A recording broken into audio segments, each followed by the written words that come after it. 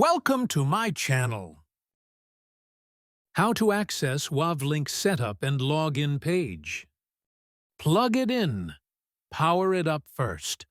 Wait a solid minute until the lights stop blinking. Connect to its Wi-Fi. Look for something like Wavlink-XXXX in your Wi-Fi list. No password needed, usually, when it's fresh out of the box. Open a browser. On your phone or PC, launch Chrome, Edge, or Safari while connected to Wavlink Wi-Fi. Type the setup address.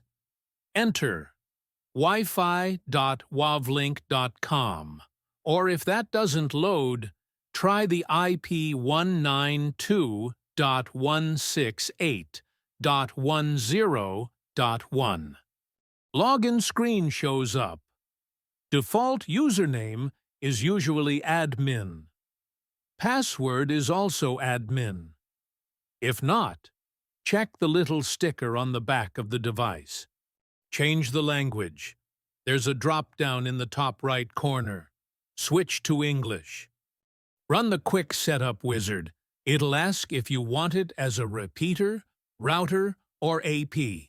Pick what you actually need. Select your home, Wi-Fi.